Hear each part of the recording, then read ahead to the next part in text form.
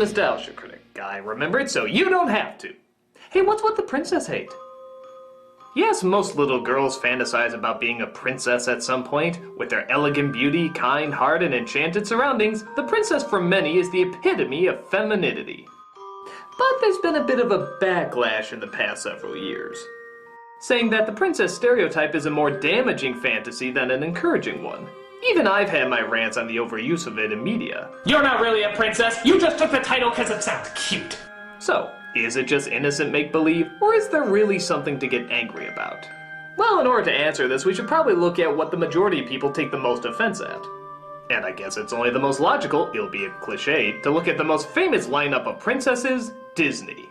Disney has practically reinvented the fairy tale, and seeing how their princess line is the best-selling licensed entertainment character merchandise, it's safe to say they have a clear understanding of what makes princesses so popular.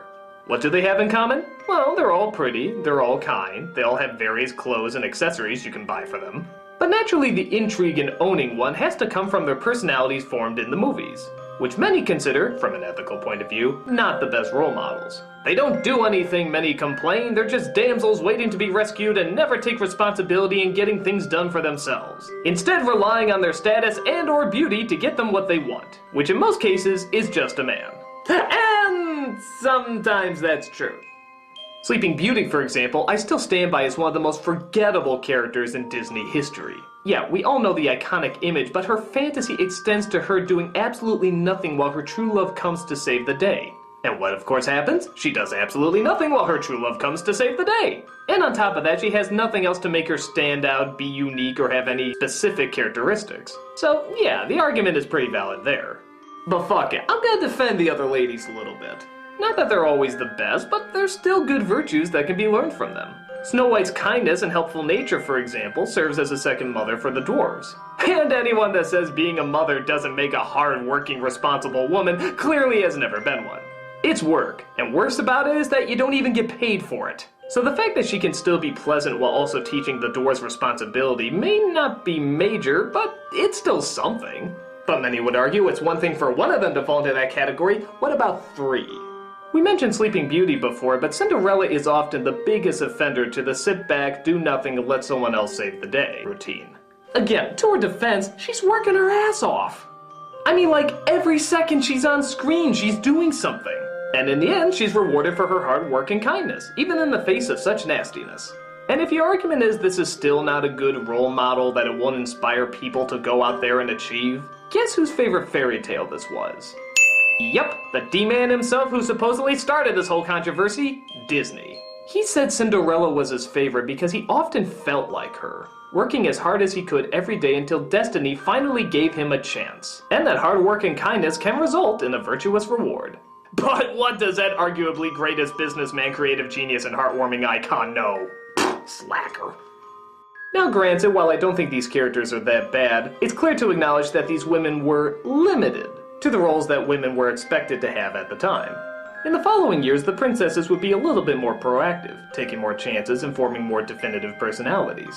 But even that can get some flack too, particularly Ariel, the Little Mermaid, who many complain is just a whiny teenager who needs a man to save the day. And while she can at times certainly be her own teenage drama queen, people forget at the time she was praised as being much more independent than the past Disney princesses. She traveled, she explored, she broke the rules, she left the house, she had a distinct personality, she was curious. The character is active. She's not just a little girl that things happen to. She's up there, she's going to go to the surface, she's going to find her prince, she's going to take care of business, and so you can really identify with her. And on top of that, while the prince does save the day in the end, she saves his life not once, but twice in this movie.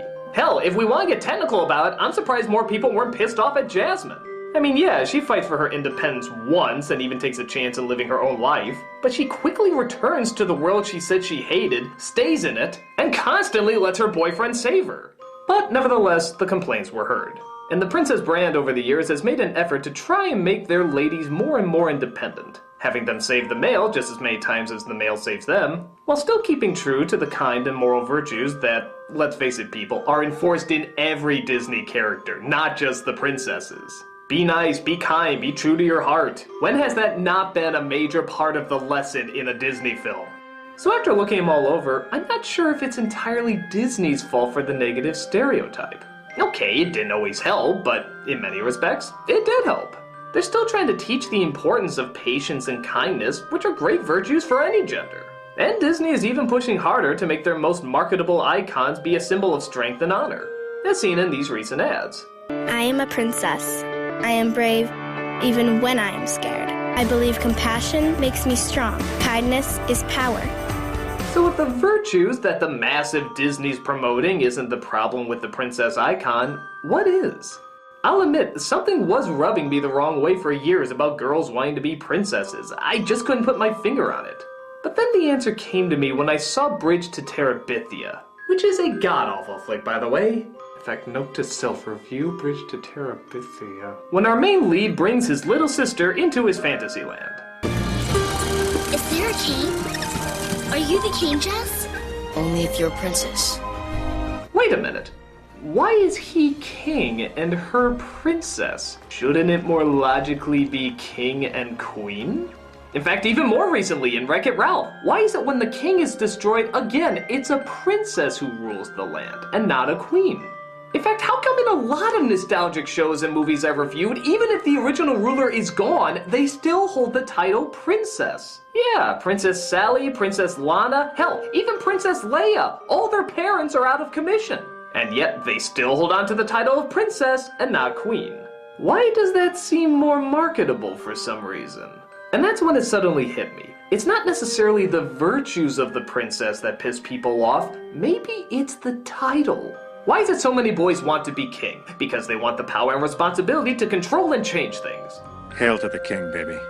Well then, why do so many girls not want to be queen then? In fact, we're almost anti-queen, aren't we? The more research I did, the more I found there aren't that many fictional queens that are kind, heroic women. They're usually the villains. Which brings us back to the question, why do so many girls prefer princess to queen? Well, maybe because being a princess not only indicates you're younger, which often translates to prettier, but also that you have a position of power with responsibility, but not too much responsibility. Oh, I'm just holding the spot for the king until he returns. I still have the title of youthful innocent who has power, but not all the power. Thus projecting an image of daintiness and elegance who makes everybody cookies, instead of an image of strength and determination who makes powerful changes. It's the same thing as calling a grown man a boy and a grown woman a girl. If you call a grown man a boy, they'll usually be pissed off. Why? Because they want to be seen for strength and responsibility over youthfulness and innocence. Whereas, sadly, many women do prefer the other way around, valuing the youthfulness and innocence over strength and responsibility. Oh, don't get me wrong, there's many who don't, but you all know out there there's plenty that do. Now, why this is a whole other argument. Is it society over nature, nature over society, a combination of both? It's a whole other issue. And I'm also not forgetting that prince and princesses are not made up titles, they really exist. It's not titles we created to keep people in certain roles, they're actual royal positions. But what is obvious is that our reinforcement seems to be that princesses are young, beautiful, and try to live in an innocent world free from conflict. And if one does arrive, it's somebody else's job to take care of it. With that said, no matter how tough, action-packed, or honorable you make your heroine, by keeping the princess title a very popular title, it's still reinforcing that youth and the need not to take all responsibility are the best virtues. And don't get me wrong, I know men and women are different. I know instinctually we're gonna have a different emphasis on different values. Men are from Mars, women from Venus, etc., etc. But the world is changing more and more every day, and we're seeing much more variety in our female characters than we have in the past. So maybe it's time to really look at the changes happening around us and see which virtues we really want to enforce. And at least making it very clear that there's a definite option that any female can be as powerful as she wants to be. And that second place or being under somebody else's wing is not the furthest you can go. Because, let's face it guys, with so many female characters that are good, strong, interesting, funny, entertaining, intelligent, responsible, and just as compelling as male characters, perhaps it's time for the princess in so many people to stop living in fairy tales and look at the reality that is unfolding around us. I'm the Nostalgia Critic guy, remember? So you don't have to.